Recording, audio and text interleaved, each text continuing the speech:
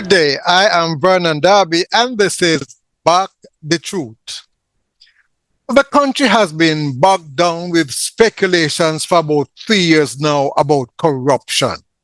Corruption seems to be all the talk.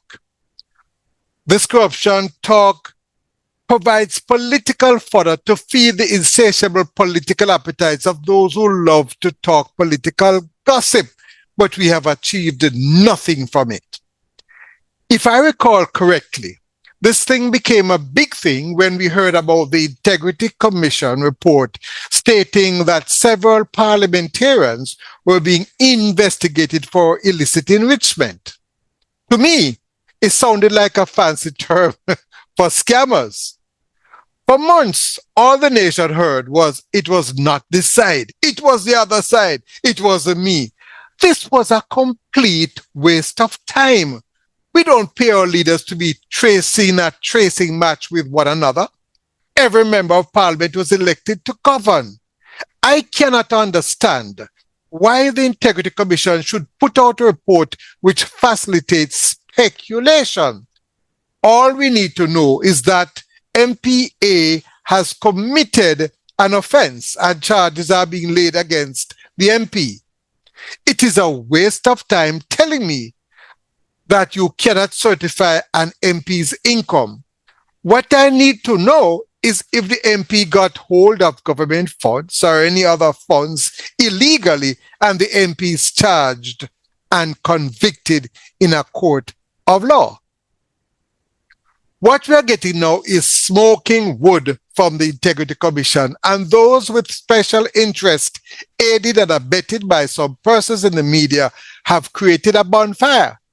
Jamaica is no better off at the end of it. One media house had to apologize recently for a news item related to an IC report. Corruption in Jamaica is a national challenge. Whoever came up with this IC seemed to have made the politicians into a sacrificial lamb.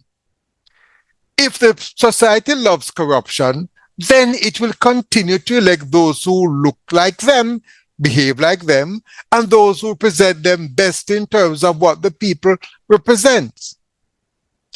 There was this interesting saga between MP Everald Warburton and retired Justice Spanton in Gordon House, the chairman of the Integrity Commission. Warburton made a simple point, which is, as far as I know, has not been answered. He asked about the auditing of the Integrity Commission. He has before mentioned that the Auditor General being a member of the Integrity Commission when she is the government's auditor. The former finance minister at Gordon House at that time responds, nor the press release issued by the chairman, Panton, has not answered the question. The IC producing audited financial statements is not the same as the IC being audited. Some of the IC commissioners are legal minds. Some are qualified accountants and auditors. They don't know the difference between audited financial statements and being audited. The behavior of retired Justice Spanton at that memorable meeting in God House told me that the gentleman needs to retire from everything. His performance in the parliament could rival any top comedian. The latest smoking wood the IC gave us is to link the Prime Minister to a construction breach. The Prime Minister said he has nothing to do with the matter. If the IC could tell me that the Prime Minister used his position to influence the KSAC to turn a blind eye to building breaches at the construction site, then I would have to support the IC. But a bonfire has been created, and we now hear stories about who is connected to who. If a building is in breach in Kingston, then this is a matter for the KSMC to deal with. The IC should find out if somebody has been bribed to turn a blind eye to the breach.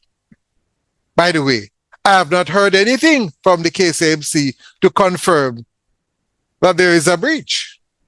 The IC seems to have been set up as another bureaucratic organization collecting thousands of reports annually from public servants. If you leave out an item from your report, then here comes a criminal offense. With this I see a poor farmer, a teacher, or a nurse will never represent the people again. Potential representatives will have to have long pockets, a battery of lawyers to continually defend them, and a team of chartered accountants to deal with every cent they earn and spend. I get the impression that the way this IC is set up is that you are guilty until proven otherwise in a court of law. The sad thing is if you are not proven in a court of law to be guilty, the people will decide that you are guilty and your character done. I say lock down the IC. It has no credibility. Its continued operation could jeopardize a stable government in Jamaica. Shut down the IC and come up with an efficient organization which uses spear fishing to catch the big fish rather than net fishing. Let's have an organization do its work. Call in the relevant organizations to take steps to deal with corruption and have persons tried in a court of law and not in a court of public opinion. Roads need fixing. Children are having children. Crime is at an unbearable level. The public sector needs to be more responsive to the needs of the people. Public transportation needs fixing, and the lawlessness on our roads is unbearable. The IC has taken up too much national attention and the nation is beset with challenges.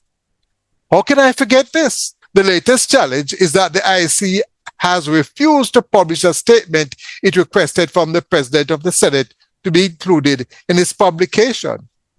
This sounds like World War III. Before I close, I know a few of you will say, I tell you, Vernon is a party man. He must fight down the IC. Yes, I am a civic-minded Jamaican and I do vote. I have my biases, but today I said it as how I see it. How you see it, I would love to know. Thank you.